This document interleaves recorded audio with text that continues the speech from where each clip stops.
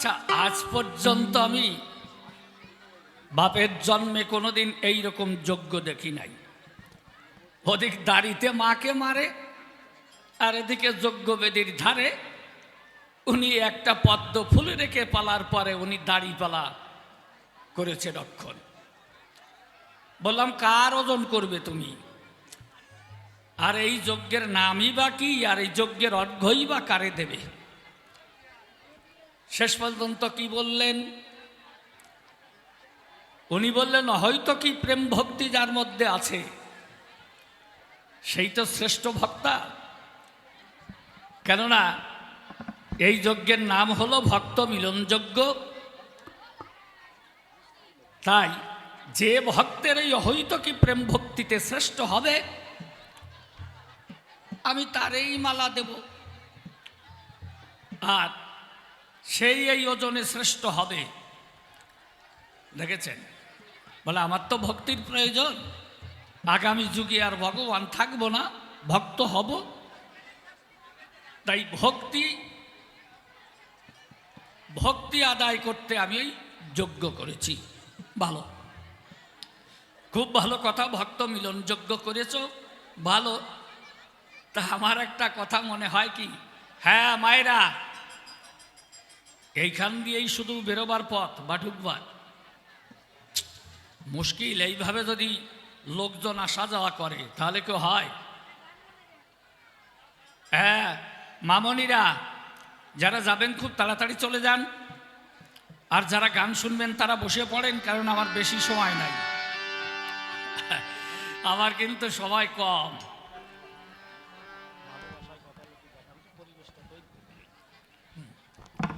তো এখন যা বুঝলাম, বললাম যে অর্ঘ্য কাকে দেবে, উনি শেষ পর্যন্ত গড়াতে একজন ওই দুটো ছেলে চান করতে যে গন্ডগোল করিছে, গন্ডগোল কইয়ে একজন কাজে শালা তুই ঘুকা, আর একজন মুখে কিছু না বলে ও যে ওইদের পিঠের পরে থুতু দিয়েছে, এক গাদা থুতু, তাই ওর পিঠির পরে দিয়েছে।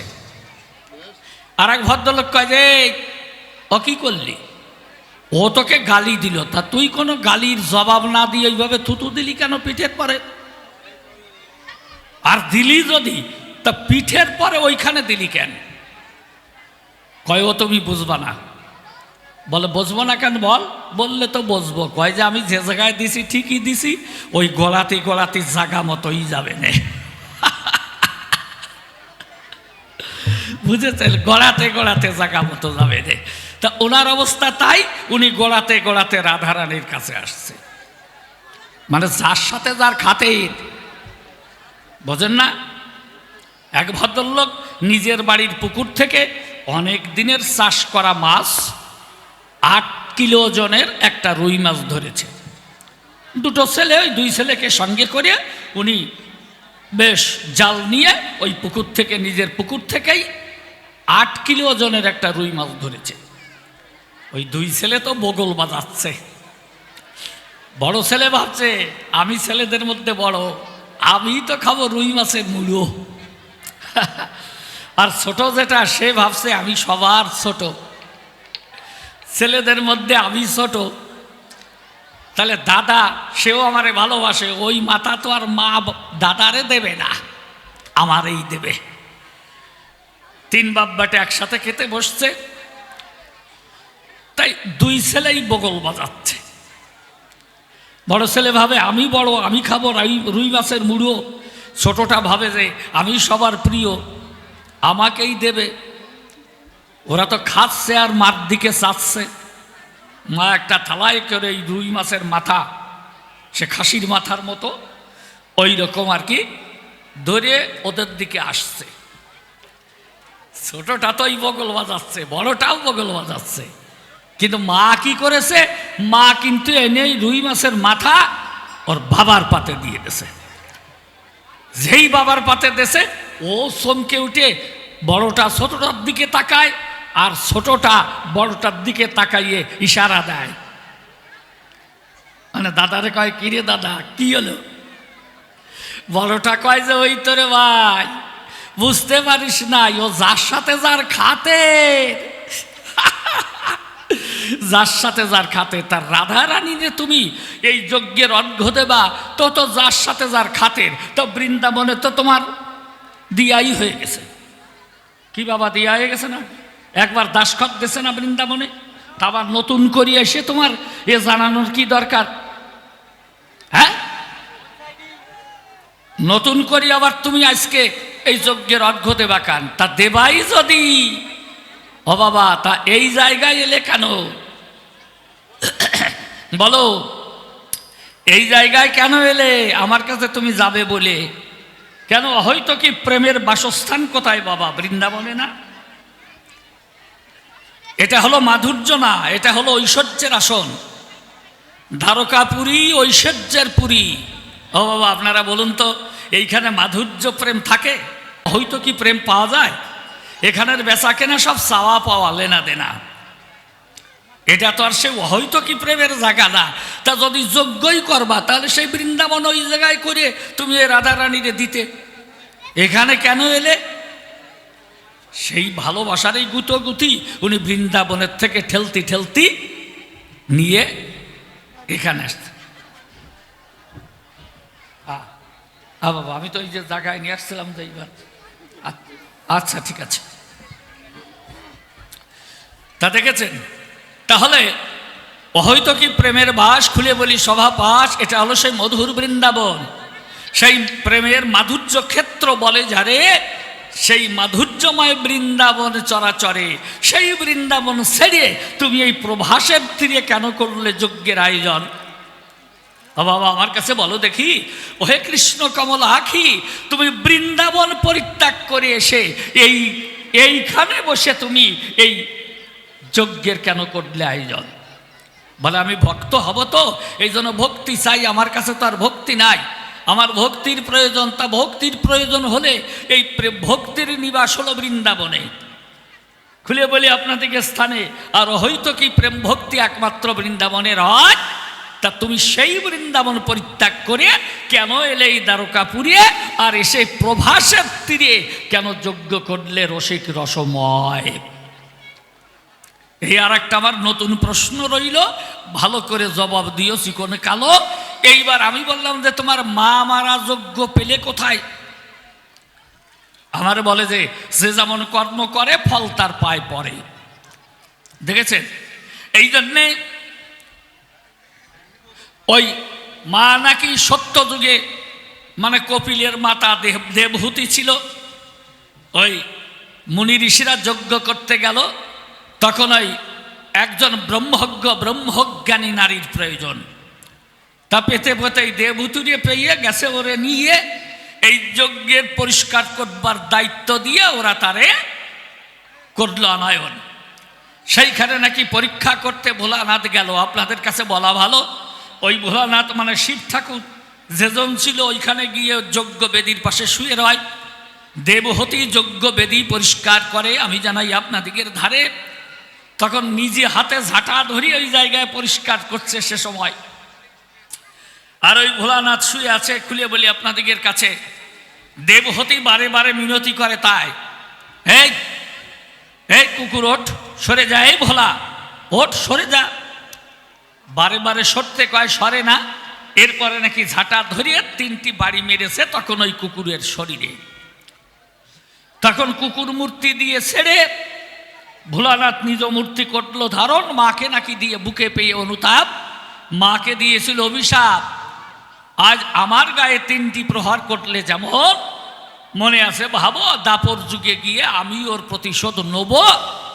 সেই পাগলা ভোলা যিনি পঞ্চানন, দাপর যুগে এলো। সত্য কথা বলা ভালো, ভগবান কৃষ্ণ চিকন কালো, ওই সেই ভোলাকে দ্বারের দাঁড়ি করেছে রক্ষণ। দেখলেন, সেই ভোলানাথ নাকি দ্বারের দাঁড়ি রূপ ধরে, দেখেন না, ওই যে তখন হাতে লাঠি ধরে ওই মায়ের শরীরে আঘাত করল। তখন বলে কর্মের প্রতিফল আমি দেই কৃষ্ণ নীলদাল, তা তোমার মারেও বাদ দিলে না? হ বাবা, হ্যাঁ। আচ্ছা, আমার কাছে বলো দেখি, মায়ের কি তার প্রতিশোধ নিতে বাকি আছে নাকি? কয়বার প্রতিশোধ নেবে? ওই যুগেই তো এই ভোলানাথ গোসাই একবার প্রতিশোধ নিয়েছে। খুলে বলি আপনাদিগের কাছে, জানেন তো ওই সময়ে মা যশোদা ছিল ধরা সতী। খুলে বলি সবাই, সম্প্রতি ধরা সতী ছিল তখন। দেখেন না, ওই যে ধরা সতীর বাড়িতে একদিন ভগবান কৃষ্ণ নারায়ণ হর হরি দুজন মিলে সত্য কথা বলি খুলে তখন ধরা সতীর বাড়িতে আতিথ্য করল গ্রহণ। যখন অতিথি হয়ে গেল, ধরা সতী বড় দিন দুঃখিনী, বুঝে নেবেন আমার প্রাণের বাণী। তা তখনই এই ভিক্ষা করতে গিয়েছিল মা ধরা, তখন ভিক্ষা করবার তরে তখন গিয়েছিল প্রতিবেশীর দ্বারে দ্বারে। প্রতিবেশীরা বলে তারে, এই নিত্য মারার খড়ি কে দেয় বলো দেখি, এখন তুমি নীতি নীতি ভিক্ষা করো, ধরো আমাদের কথা ধরো, আর কত তন্ডুল দিতে পারি তোমায়। প্রতিবেশীরা এরকম বলল যখন, শেষ পর্যন্ত মরুয়ার তরে মা ধরা সতী তখন যাচ্ছিল নদীর নীরে। এমন সময় সে দেখতে পারে 3 রাস্তার মোড়ে এক দোকানি দোকান পেতে বসে রয়। তখন ওই দোকানিকে দেখতে পেল মা ধরা, তখন গিয়ে বলেছিল, ও দোকানি, তোমার কাছে করি নিবেদন, অতিথি এসেছে আমার দ্বারে, অতিথি সৎকার করবার তরে তন্ডুলাদি আমার গৃহে আমার ঘরে নাইকো কখন, তুমি আমার কথা লাও, আমাকে কিছু তন্ডুল বাকি দাও। আমার স্বামী ভিক্ষা করতে করেছে গমন, আমার স্বামী ফিরে এলে পরে শোধ দিয়ে যাব পরে। দোকানি বলে তারে, তা হবে না কখন, আমি তোমাকে তন্ডুল দিতে পারি বলি তোমার বরাবরই। শোনো হে নারী, এমন একটা জিনিস তোমার কাছে রয়, সেই জিনিস আমাকে দিলে পরে আমি ওই তন্ডুল দিতে পারি তোমারে। বলে আমি দিন দুঃখিনী নারী, এমন কি আমার ঘরে রয়? বলে হ্যাঁ, পরম সম্পদ আছে তোমার কাছে, এই জন্যে তোমার কাছে বলি পাছে, যদি তোমার স্তন কেটে দিতে পারো আমায়, স্তন কেটে দিলে পরে আমি তন্ডুল ভিক্ষা দেবো তোমারে। দেখেছেন, ধরা সতী মনে চিন্তা করে, আমার এই নশ্বর দেহ একদিন তো শৃগাল কুকুরে ছিঁড়ে খাবে সুনিশ্চয়। শেষের দিন এলে পরে আত্মা যখন যাবে উড়ে, অসার দেহ থাকবে পড়ে, ওরে এই দেহ তো কিছু নয়, তাহলে শৃগাল কুকুরে ছিঁড়ে খাবে। ধরা সতী মনে মনে ভাবে, এই দেহ দিয়ে যদি আমি অতিথি সৎকার করতে পারি বিশ্ব বসুধায়, আমার স্বামীর ধর্ম পালনের তরে, কেননা আমার স্বামী হলো এই দেহের অধিকারী। এই জন্য চিন্তা করে ধরা সতী নারী, বলে এই দেহ দিয়ে যদি আমি অতিথি সেবা করতে পারি, স্বামীর ধর্ম পালন করতে পারি বসুধায়, আমার মনে আছে ভাবো, এই নশ্বর দেহ না হয় আমি কেটে দেবো, তাতে যদি আমার ঘরে অতিথি রূপে নারায়ণ সেবা হয়। বলেছে, ও দোকানি, আমার কথা লাও, তাহলে তুমি প্লেট আর ছুরি আমার হাতে দাও। প্লেট ছুরি দিয়ে কিন্তু এই দোকানি অবাক হয়ে তাকিয়ে রয়। যখনই দোকানি হাতে ওই প্লেট ছুরি দিয়েছিল, হা কৃষ্ণ বলে ধরা রক্ষিকল ভরে উঠেছে জলে। হা কৃষ্ণ বলে যখন ওই ছুরি হাতে তুলে লয়, হা গোবিন্দ দয়াময় বলে এইভাবে ছুরি তুলে ওরে বলে, আমার চোখে যেন জল ধরে না সময়, ঠাকুর তুমি আমার কথা নিও, আমাকে সইবার শক্তি দিও। এই বলে তখন এই বামী স্তনে ওই ছুরি বাঁধায়। দেখেছেন, বলি আপনাদেরকে স্থান ভাবে আমার এই স্তন তো স্বামীকে করেছি দান, এখনো আমার হয়নি সন্তান, এই জন্য এই স্তন যদি কেটে দিতে পারি অতিথি সেবায়, নিজে হাতে ছুরি ধরিয়ে তখন স্তন কেটে রেখে থালার উপরে ওই দোকানির হাতে তুলে দেয়। দেখেছেন, দেখে কি, দেখে অন্য আখিতে যে স্তন কেটেছে সে আখিতে নয়, অন্য আখিতে জল ধরছে। দোকানি বলছে, ও ধরা, প্রতিজ্ঞা করেছিলে যে স্তন কেটে দেব, কিন্তু আখিতে জল ঝরলে আমি তোমাকে তন্ডুল দেবো না। তা বলো তো, এই তন্ডুল, এই যে জল ধরলো কোন কথায়? ধরা সতী ডেকে বলে, দোকানির ঠাই কি বলবো তোমার কাছাকাছি, দেখো আমি যেই স্তন কেটে দিয়েছি, ওর সেই স্তনের উপরে যে আঁখি, তাতে কিন্তু আমার জল ধরে নাই। মুদি বলে তার সন্নিধান, তাহলে অন্য আখিতে জল ধরল কেন? ধরাসতী বলেছে তোমার তো নাই সেই জ্ঞান। আমি যেই স্তন কেটে দিয়েছি অতিথি সেবায়, আমার অন্য স্থান মনে মনে চিন্তা করে আমার এ দেহ অতিথি সেবায় লাগলো না চরাচরে, আমার মতো ব্যর্থ জীবন নাহি কই এ জীবন। এই তো না হা কৃষ্ণ বলে তো আমার ভরে উঠেছিল জলে, দেখো অন্য আখিতে আমার হয়েছে অশ্রু বিসর্জন। স্তন কেটে যখন তার হাতে দিল, প্রেমানন্দে ভক্তবৃন্দে, রাধা গোবিন্দ প্রেমানন্দে সবাই একবার হরি হরি বলো। এই দোকানি কে জানেন? এই দোকানি হলো সেই পাগলা পঞ্চানন। ওই যে হর আর হরি মিলে দুইজন গিয়েছিল ধরার বাসস্থলে। ও বাবা, কৃষ্ণ নিল দলে, তুমি আর শিব এই দুইজন গিয়েছিলে। কৃষ্ণ হলো হরি আর শিব হলো হর। হর হর বম, হর হর মহাদেব। দেখেছেন? তাই হর হরি দুজন মিলে ওই ধরার বাড়ি গিয়েছিল চলে, আর তোমাদেরই কৌশলে ওই ধরার কাটিয়া স্তন, সেই স্তন যখন তোমাকে দিল, আমার কাছে খুলিয়ে বলো তোমার করেছিল সেই সেবার আয়োজন। দেখেছেন? ওই ভগবান খেতে বসে খুলে বলে আমার পাশে, আপনাদের পাশে সেই মহাদেব আবার ডাক দিয়ে কয় কৃষ্ণের পাশে, ও ঠাকুর, এত বড় অস্পৃশ্যের হাতে খাওয়া যায়? বলে কেন? জয় দেখো পা দিয়ে রুধির ধারা ঝরে পড়ছে, মানে রক্ত। কেন পড়ছে? স্তন কেটে দিয়েছে, সেই স্তনের রক্ত ধরা পা বেয়ে মাটিতে পড়ছে, মাটিতে সাপ লেগেছে ওই মাটির গায়ে। দেখেছেন? ভগবান ডাক দিয়ে কয় ধরার কাছে, ওমা একটা লজ্জার কথা তোমাকে বলবার আছে, তুমি কিছু মনে করো না মা। বলে বলে আমার তো আর মান অপমানের কোনো ধারধারি নাই সময়। বলে মা তুমি তো রজস্বলা। ডেকে বলছে কৃষ্ণ চিকন কালা, মা তুমি তো রজস্বলা, কেননা রুধির ছাপ, পায়ের ছাপ তোমার পড়েছে মাটির গায়ে। তা মা এই অবস্থায় তুমি আমাদের সেবা করাতে গেলে কেন? ধরা ডাক দিয়ে বলে তখন অতিথির ঠাই, বাবা তুমি আমার কথা লও, তুমি যদি অতিথি রূপে আমার ভগবান হও, কিন্তু আমার এই ব্যথার কথা শোনার সময় তোমার নাই। তোমাকে করি মানা, খুলে বলি তোমার কাছে এ দেহের জোয়ার ভাটা অনেক আগেই চলে গেছে। গোবিন্দ কৃপা করি আমার জোয়ার ভাটা সাত করেছে বিশ্ববসুধায়। আমি অতিথি সেবার তরে নিজে হাতে স্তন কর্তন করে ওই তন্ডুল ভিক্ষা এনে লাগিয়েছি তোমাদের অতিথি সেবায়।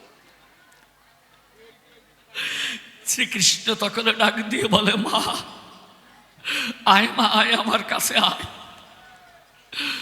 মা বলি তোর কাছে এমন ওষুধ আমার কাছে আছে, ওই ওষুধ তোর এই কাটাস্থানে দিলে তোর সকল জ্বালা যন্ত্রণা হবে সায়। দেখুন ধরাসতী করে মানা, খবরদার তুমি আমার কথা লও, অতিথি রূপে যদি তুমি ভগবান হও, কিন্তু আমার অঙ্গে হাত দেবার অধিকার তোমার কবু থাকে না। ভগবান বলে, কেন মা? সত্য কথা তোমারে কই, আমি যদি তোমার সন্তান হই, স্বামী ভিন্ন কি দেহের অধিকার আর কারো থাকে না? একমাত্র স্বামী কি দেহের অধিকারী? বলো দেখি আমার বরাবরই। ওমা আমি যদি তোমার সন্তান রূপ ধরি, তাহলে স্তন পান করতে কি তুমি আমায় দেবে না? দেখেছে? ডাক দিয়ে বলে, ভগবান ওমা তুমি আমার কথা নেবে, পরবর্তী যুগে আমি ভগবান তোমার সন্তান হয়ে শ্যামল মাদ হবে, ওই কাটাস্তন আমি করব তোমার কোলে বসে মা পান। আমার মনে আছে ভাবো, ওই কৃষ্ণ ডেকে বলে হরি হরি হরি বলে, ওরে বলে পরবর্তী যুগে হব আমি তোমারই সন্তান। আমার মনে আছে ভাবো, ওই কোলে বসে তোমার এই কাটাস্তন পান করব। সেই ধরাসতী ওই যশোদা বুরতি করলো ধারণ। প্রতিশোধ পাও, কথা বলার আর জায়গা পাও না, তাই না ভগবান? হ্যাঁ, কেটে দিয়ে দিয়ে দিয়ে দেখেছ? এই ধরাসতী যে স্তন কেটে দিয়ে তোমাকে সন্তান রূপে পায়, হ্যাঁ না খাইওর বেটা, তুমি জনমভরি ওই যশোদার কোলে বসে খিটনুবানি ননিসানা একবার খপ খপ করে খাও, দেখেছেন? না খেয়ের বেটা না খাইও। এইভাবে খেলে এখন আমার কাছে সব তুমি ভুলে গেলে। এইবার শিব রে নাকি দাড়ি বানালিয়ে আর সেই শিব লাঠি ধরিয়ে বাড়ি মারছে মায়ের গায়ে। কেন? ওই মেয়ে একবার স্তন কেটে দিয়েছে না? এইরকম পরীক্ষা তুমি দিয়েছো?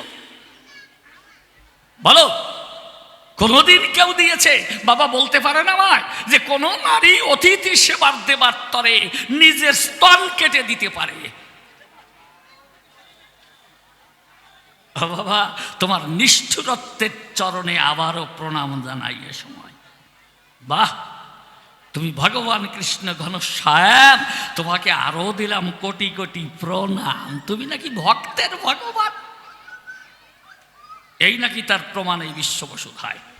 তুমি আমার কথা নিও, এইবার ভালো করে জবাব দিও। আমার কয় যে আমি একটা প্রশ্ন করিয়ে গেলাম, তুমি বিয়ে করো নাই কেন? বিয়ে করবো কেন? কয় যে কেউ তোমার ওই ইটি আছে নাকি, বোঝেন? ওরে কি কয়? এইভাবে প্রেম তো সাতা করিও নাই, বুঝিও না। কি কয়? তোমার কোনো প্রেমিকা ট্রেমিকা আছে নাকি এরকম, বা ঠিক করা ছিল নাকি যে স্যাক খাইছো? স্যাক তোমার মতো আমি নাকি? তুমি স্যাক খেতে খেতে আর ঠ্যাক দিতে দিতে তুমি এই পর্যন্ত আইছো। বাবা, মনে নাই বৃন্দাবনের কথা? আমি জানি না, তো চিনি না তোমারে?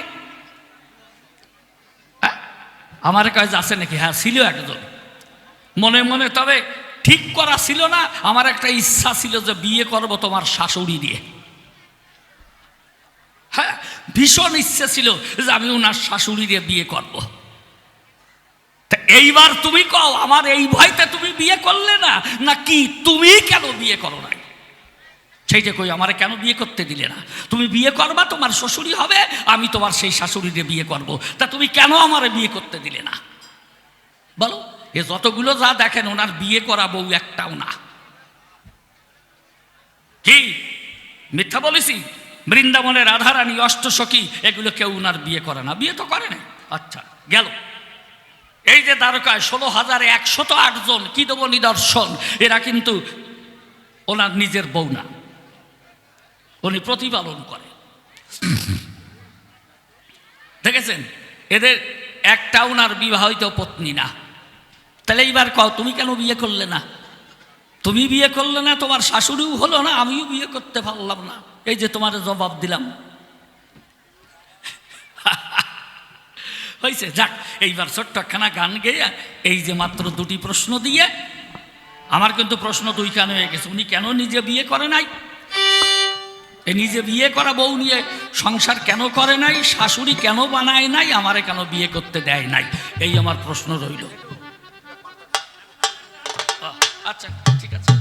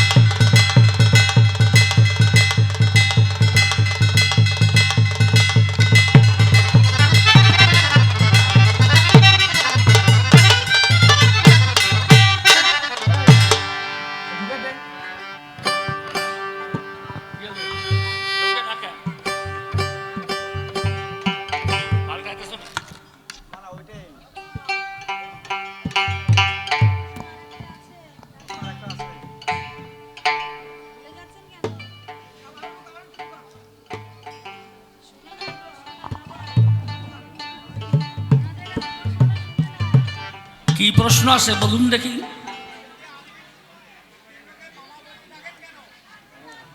ও, এই তো শুনিছেন ঠিকই, আবার শোনার ভিতরে অর্ধেক শুনিছেন আর অর্ধেক বাদ গেছে। শিবকে মামা বলি কেন? আচ্ছা, মামা ব্যাপার সেটা বাংলায় জবাব দেবো না ইংরেজিতে জবাব দেবো?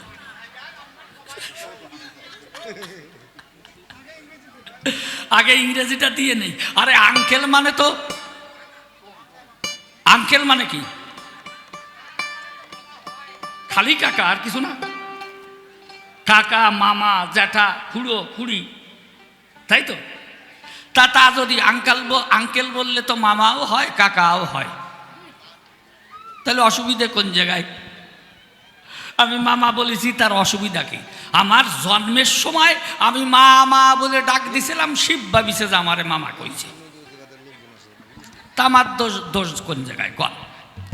আমার জন্মের সময় আমি মা মা বলে ডাক দিয়েছি, তাড়াতাড়ি শিব দৌড়ে এসছে, আসি আমারে কোলে নিয়ে আদর করতেছে। তা আমার দোষ কোন জায়গায়? সেই জায়গার থেকে ভাবে যে নারদ আমারে মামা কইছে। তা আমিও বললাম ঠিক আছে, তুমি পরবর্তীতে যখন ওই মামা বললেই সন্তুষ্ট হয়, আমি সেই জন্যই তারে মামাই কই। অসুবিধে কই? যাক, এইবার ওনার যা পরিস্থিতি যে বলেছি না, তুমি অহৈত কি প্রেম পেতে চাও, ওহে কৃষ্ণ শ্যামরাও, তাহলে বৃন্দাবনে যাও। যে জায়গায় মধুর মধু কোটা, তা সেই জায়গায় একবার বাদ দিয়ে এসে তারপরে নিচে খোঁচাখুচি করো কেন? নিচে কি মধু মেলে? মধুর চাকের নিচের দিকে কি মধু মেলে? মেলে বাবা? আমাদের অমায়িক মাইক ম্যান সত্যি, যেমন চেহারা সেরকম হাসি মাখা মুখখানা, কি অপূর্ব। নমস্কার। না সত্যিই ভালো, মাইকও যেমন ভালো, আর মাইক ম্যানও তেমনি অমায়িক, তাই না? যাক, খুব ভালো লাগে চাইলে ওনার দিক। এইবার তাহলে আমি গানের দিকে যাই। ছ্যাঁকা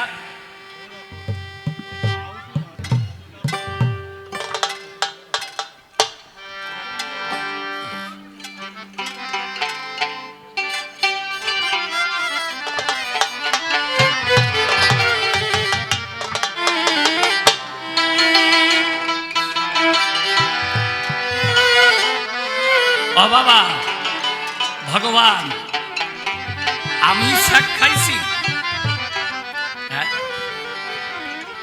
একবার চুন খেয়ে গাল পড়ে যদি দধি দেখলেও করে ভয়। দেখেছ? তা তোমার তো সেই অবস্থা, ছ্যাঁকা খেতে খেতে তো তোমার জায়গা নাই রে বাবা।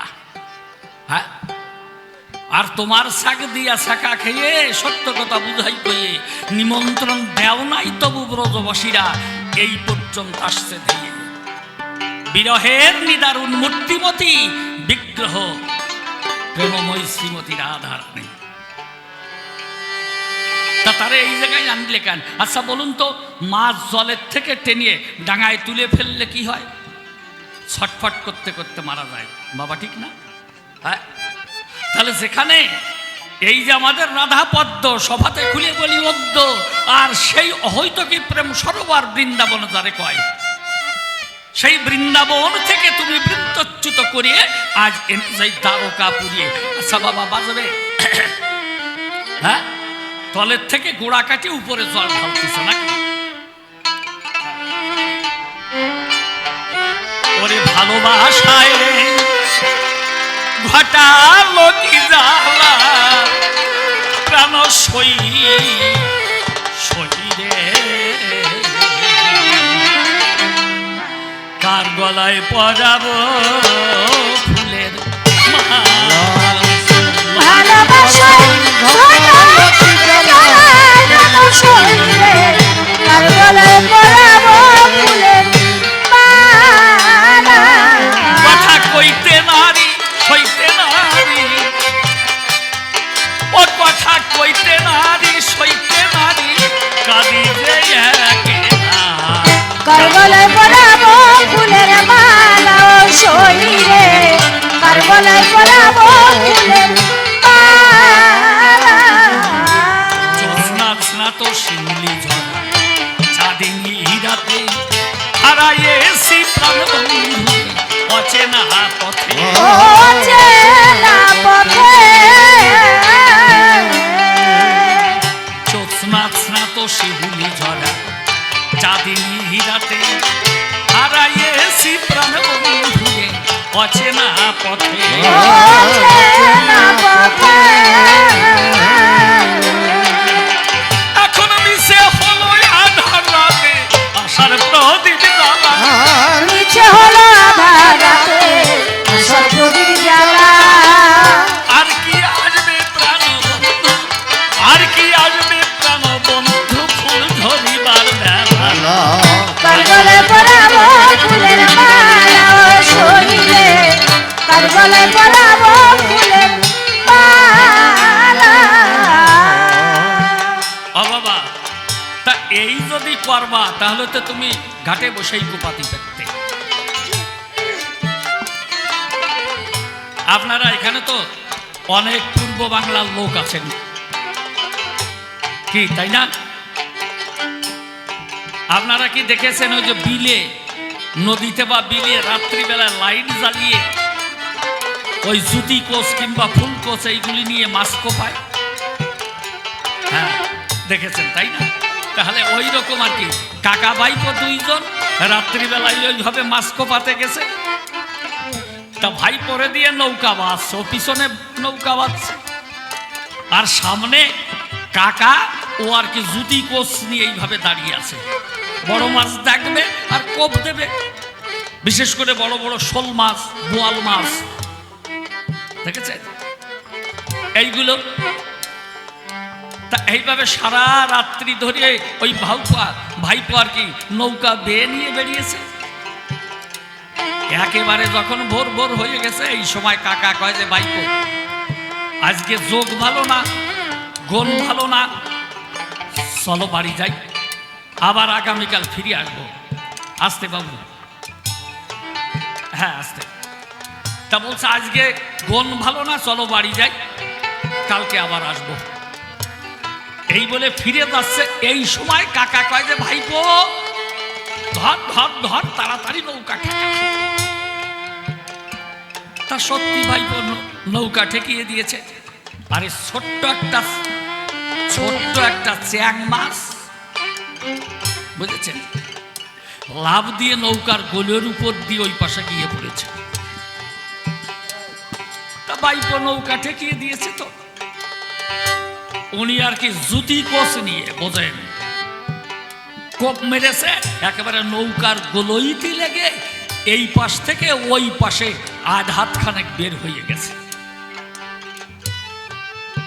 1 বিঘে বের হয়ে গেছে।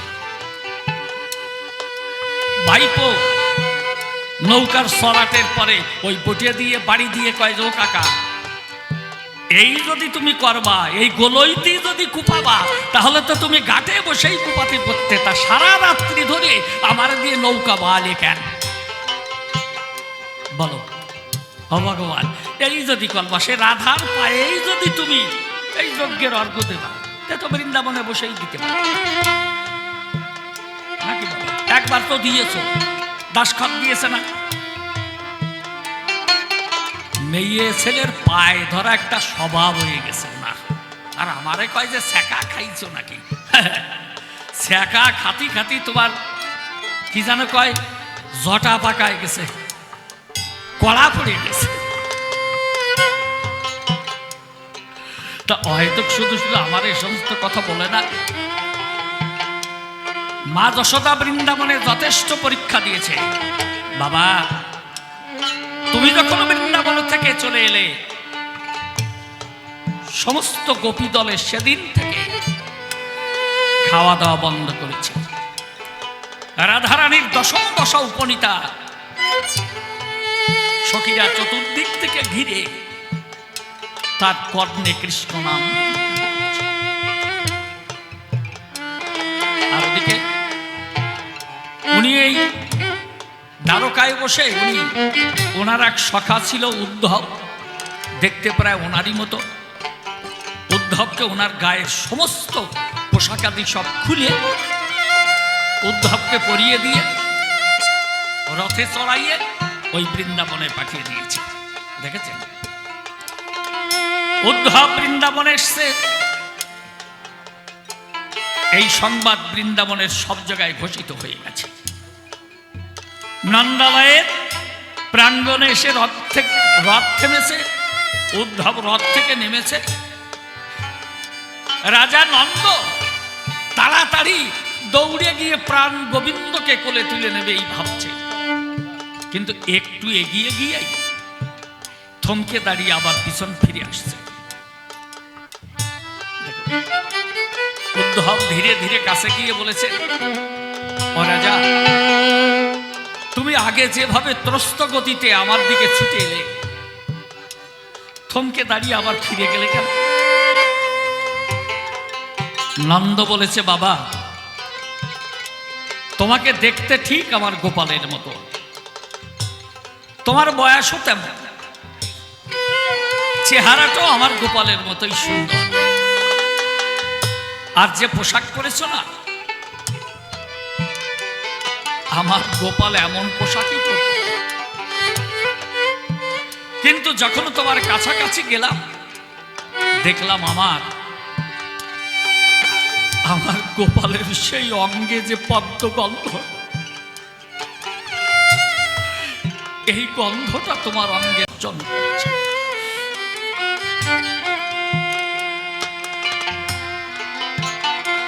উদ্ধব বলছে, আপনি গোপাল বলে কাঁদছেন কেন? তিনি ঈশ্বর, শ্রীকৃষ্ণ পরমেশ্বর, ঈশ্বর পরমকৃষ্ণ সচ্চিদানন্দ বিগ্রহ, অনাদির আদি গোবিন্দ, সর্বকারণ কারণা। তার কোনো জন্ম নাই, তার কোনো মৃত্যু নাই, তার আপন নাই, পর নাই। নয়া মাতা না পিতা তস্য, ন ভ্রাতা না সুতাদয়, নাত্মীয় না পরশ্চাতি, ন জন্ম এবচ। দেখেছে? উদ্ধব বলছে, রাজামশাই, ন মাতা না পিতা তস্য, তার কোনো মাতা নাই, তার কোনো পিতা নাই। ন ভ্রাতা ন সুতাদয়, তার কোনো ভাই বন্ধু নাই, পুত্রও নাই। নাত্মীয় না পরশ্চাতি, তার কোনো আত্মীয়ও নাই, আবার পরও নাই। ন জন্ম এবচ, তার জন্মও নাই, তার কোনো মৃত্যু নাই। সেই হলো আনন্দ সুন্দর কানাই পরমেশ্বর ভগবান। তাকে আপনারা সন্তান জ্ঞান করছে। নন্দ বলেছে, উদ্ধব, তুমি খুব বলেছো ভালো, নিবেদন করি তোমাকে, গিয়ে বলো তোমাদের ভগবান, তোমাদের পরমেশ্বর আমার গোপালের প্রতি যেন আমার ভালোবাসা অটুট থাকে।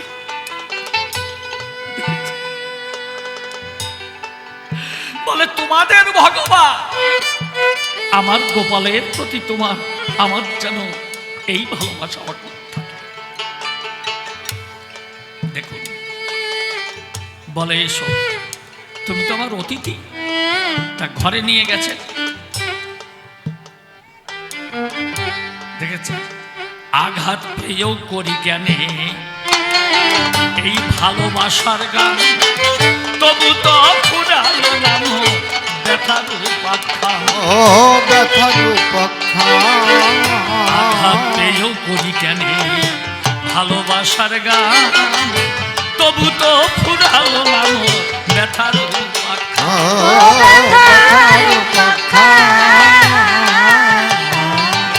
ভবে যার জন্য যার কাঁদে ভোলা, যায় কি তারে ভোলা, আর যার জন্য যার কাঁদে ভোলা, যায় কি তারে ভোলা। কি বেদনায় কাঁদি আমি, কি বেদনায় কাঁদি আমি, যাই না কারো ভোলা। কার গলায় পরাবো ফুলের মালা ও শরীরে, কার গলায় পরাবো ফুলের মালা। পাপড়ি ঝরা পথের ধুলা, ছিন্ন শতদল, মাঝে কানে কে যেন কয়, চল রে এবার চল। ও চল রে এবার চল। পাপড়ি ঝরা পথের ধুলা, ছিন্ন শতদল, কে যেন মাঝে কানে কে যেন কয়, চল রে এবার চল। ও চল রে এবার চল। এখন প্রবল হলো নয়নের জল, শূন্য পথের চলা, প্রবল হলো নয়নের জল, শূন্য পথে চলা। তুষাই নিতাই বলে আর হলো না, নিতাই বলে আর হলো না, শেষের কথা বলা। কার গলায় পরাবো ফুলের মালা ও শরীরে, কার গলায় পরাবো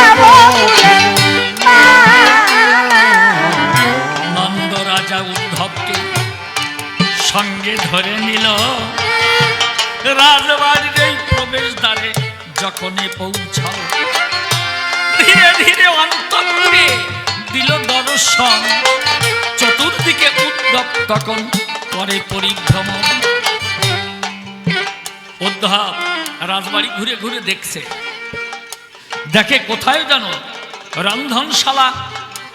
কতকাল যে কেউ কোনোদিন ওই রন্ধনশালায় ঢোকে নাই। মাকড়সার জালে সব বন্ধ হয়ে গেছে। রান্না করার যে পাত্রগুলি ওই যে উপরে শিকায় রেখেছে তুলি, সেগুলো আর কেউ ব্যবহার করে। তাহলে 100 বৎসর ধরে এভাবে অনাহার অনিদ্রায় নন্দ দশরথ আছে। এমন সময় নন্দরানী সম্মুখেতে এলো, চেয়ে দেখে উদ্ধব তখন দেখিতে পাইল।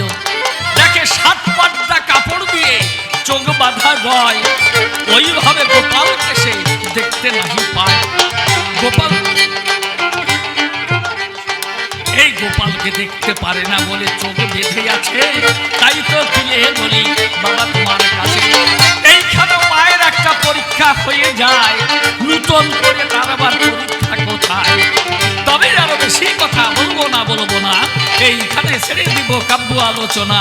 আমার তো সময় এবার বেশি হয়ে গেছে। এবার খুলে বলি আমি, তাই আপনাদিকের কাছে আমি হলো প্রশ্নকর্তা হলাম এই আসরে, তিনি এসে জবাব দেবেন আপনাদিকের ধারে। এই জন্য মনে মনে করি বিবেচনা, তবে অন্য অন্য কথা বলবো না। এই পর্যন্ত আমার কথা সাক্ষ্য হয়ে গেল। প্রেমানন্দে